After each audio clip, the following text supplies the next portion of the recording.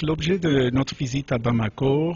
c'était justement pour voir comment les investissements faits par les fonds de consolidation de la paix sont en train de se traduire en projets qui appuient justement les populations locales à s'engager dans des processus de dialogue, des processus de réconciliation, des processus de renforcement des capacités locales, et ainsi que renforcer certaines initiatives de l'État malien liées à les accords de paix, notamment l'appui à la construction de tous les camps de cantonnement au nord à Kidal. Donc, c'était ici pour parler avec les autorités nationales, rencontrer les bénéficiaires de notre projet et ainsi que rencontrer les bailleurs de fonds et les chefs d'agence du système Nations Unies et voir dans quelle mesure les investissements et les fonds qu'on apporte pour consolider la paix ici au Mali sont en train de se traduire dans des résultats concrets auprès des populations. On est aussi effectivement avec notre président du conseil du fonds d'administration qui s'est déplacé aussi avec nous. On est en train justement de voir dans quelle mesure les aspects de paix et sécurité, les mandats de la mission de la MINUSMA est complémenté avec les aspects de promotion du développement, les promotions socio-culturelles,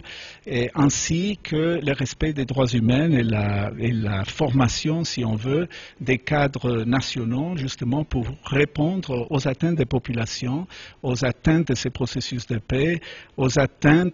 que pas seulement les Maliens, mais tous les citoyens de la sous-région s'attendent à résoudre ces problèmes qui parfois aussi sont liés à des problèmes de manque de développement, les problèmes d'intégration, les problèmes de dialogue et aussi les aspects transfrontaliers qu'il peut y avoir entre les pays avoisinants pour s'épancher sur ces aspects de consolidation de la paix. Je voulais aussi ajouter qu'aujourd'hui, on se trouve ici au Mali pour une visite de terrain et voir la performance de nos projets de consolidation de la paix. Mais il faut dire aussi que le Fonds de consolidation de la paix a des programmes en cours au Niger, des programmes en cours en République centrafricaine, justement, où on essaie d'appuyer le processus d'engagement entre les nouvelles autorités et la population pour amener la présence et les services de l'État, répondre aux attentes des populations, répondre aux attentes de la réintégration des réfugiés, des personnes déplacées,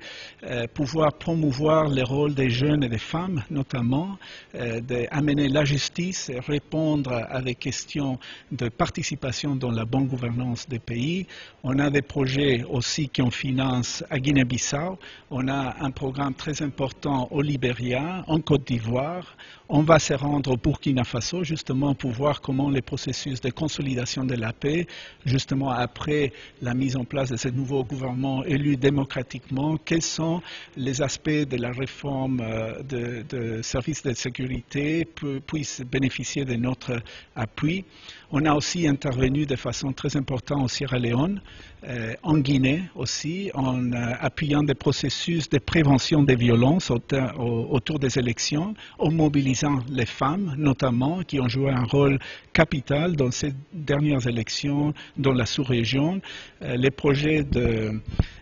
casse d'éveil a été un modèle qui a été initié et introduit par les fonds de consolidation de la paix et qui a été répliqué dans beaucoup de pays, que ce soit en Côte d'Ivoire, au Sénégal. On espère que c'est un modèle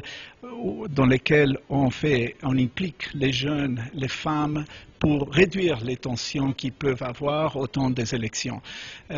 Notre fonds répond toujours à un besoin et à une nécessité d'adresser les causes des conflits. Donc beaucoup de ce qu'on fait est visé à créer des espaces de dialogue national, des espaces entre les gouvernements, parfois les oppositions, mais surtout un dialogue entre les populations et les gouvernements, leurs administrateurs, et s'assurer que les aspects de paix, sécurité, développement et respect des droits humains soient intégrés dans une vision d'ensemble et qui permet les pays justement d'adresser le développement humain, la sécurité humaine et les progrès.